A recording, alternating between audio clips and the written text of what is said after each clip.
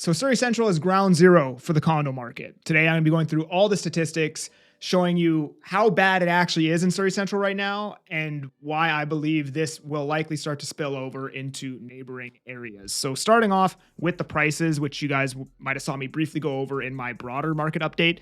But, prices have been falling off a cliff in Surrey Central. Now you can get new concrete, 800 plus square foot, 2 beds in like the best buildings in the best locations built by the best builders under 600K. Sorry.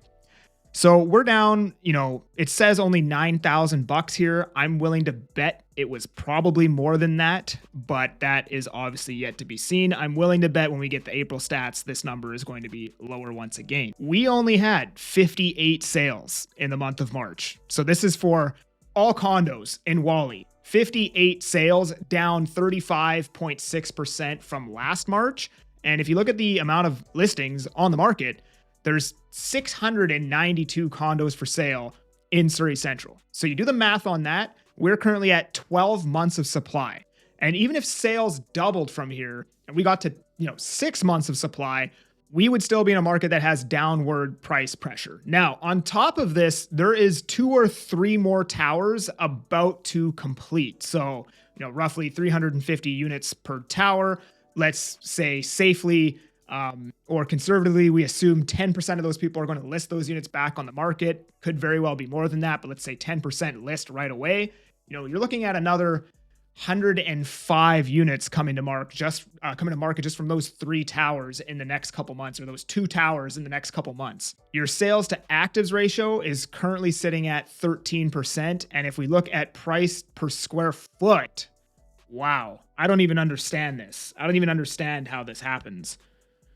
Completely fallen off a cliff here. So, you probably have a lot of bigger 2-bedroom units selling at lower prices that is causing the price per square foot to decline rapidly. And what's interesting is days on market has been declining. And the reason why I think that is because they only populate the properties that actually sell. So if you go look at condos on the market, there's probably tons that have been listed for hundreds of days or 100 days or 50 days, but they only actually record the sales.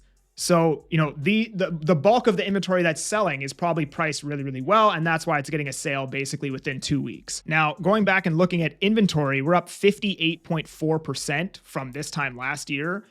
This doesn't account all of the assignments because there's hundreds of assignments being pushed off market. And this doesn't account for all of the shadow inventory. So all of the inventory that developers are holding in this area. And I know of probably 8 or 9 projects in this area that are holding a lot of inventory right now. So, you might be talking about 2,000 units for sale if you add everything up, right? And I'm just guessing, super rough. Don't take my word with a grain of salt, but you could be at 2,000 listings and selling through, maybe under 100 per month. Now, I will throw up an image of a text message that I got the other day. And I've had a whole bunch of these, but I actually set up my WhatsApp. So I delete all the messages every day just so my storage doesn't get overloaded. But if you take a look at this unit, 2-bed, 2-bath, 32nd floor with a northeast view, 1 parking, 1 locker, 812 square feet, good size. I'm completing April, May. They paid $702,000 and they're selling for $650,000. That doesn't include assignment fee as well as realtor fees. So this buyer's taking a big loss, and he's not the only one. I'm getting tons of these messages. Unfortunately, I do refresh my WhatsApp every single day and I delete all the messages for storage purposes, but I'm getting tons of these messages. There are tons of people not completing, tons of people walking from deposits, and it's really just a mess right now. Appraisals are coming in low on a lot of these pre-sale completions, etc. Hey, listen, there's a lot going on in Canada right now, and I am noticing that mental health is becoming a big issue here. And that's why I decided to partner with Focus Forward. So Focus Forward is a local counseling company out here in Abbotsford. They will help you with anxiety, trauma, depression, and all sorts of things. And although they're located locally, they can help anybody in BC virtually. And listen, they're covered through most extended medical benefits. So if you're working a job where you have that, you may just get your entire fee covered through those benefits. So I'm going to drop their information right here at the bottom of the screen. And if this is something that you feel you're struggling with, feel free to reach out. Let's get back to the video. So all that being said, why am I calling this ground zero? Well, what I believe is going to happen at some point is the prices in Surrey Central will get to a point where it becomes attractive again from a financial standpoint. I know a lot of people don't like Surrey Central. A lot of people don't want to live in Surrey Central. I like it as an investment, and I think it has a very bright future looking 7, 8, 9, 10 years out.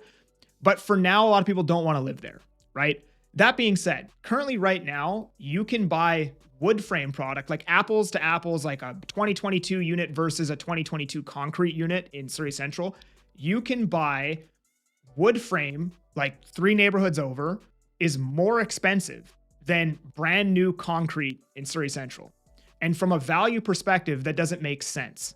And what I think is going to happen here, and why I'm calling this ground zero, is eventually the prices will get to a number where it just makes too much sense for a buyer to buy in Surrey Central as opposed to somewhere else. And Surrey Central will start to absorb demand from these other neighborhoods.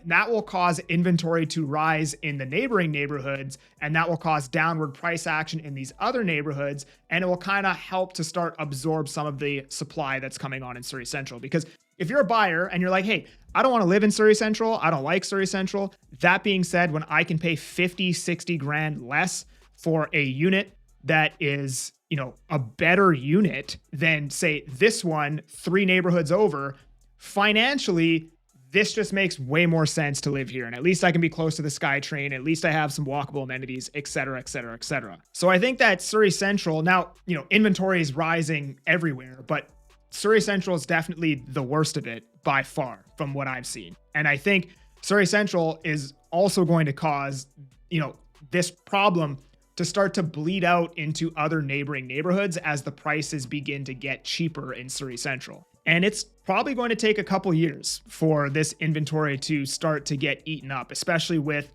all the completions coming, this year. There's still quite a few more that are completing this year. And then 2026, I don't know if there's any towers, but I know there is some wood frame projects that are completing. And then there's even some projects in 27 and 28, I believe, as well. So it is going to take a while to eat through all of this inventory here. If you're holding a unit in Surrey Central, this video isn't meant to scare you because, like I said, I do believe that Surrey Central has a very bright future, right? And I look at these prices right now and I'm like, yeah, the situation isn't great. Yes, prices are going to continue going down. But if you're a buyer who needs to get into the market right now and you're an end user, Surrey Central is your best bang for buck right now. This is the best value.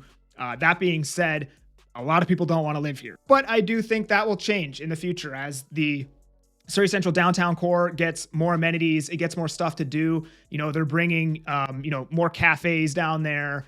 They already have a brewery. They just need more things to do. They need commercial towers that can, have places for companies that employ high paying white collar jobs and things of these natures for people to actually want to live in that core. Because right now it's a ton of residential with like an old mall, but I think that will change in the future. But the next at least 18 months, probably more like 24 months, 3 years, are going to be a pretty bumpy ride for Surrey Central. If you want to chat with me about buying or selling in the Fraser Valley, book a call with me using the link below. I'm that Agent Kelly. I'm making moves. Smooth you. Peace.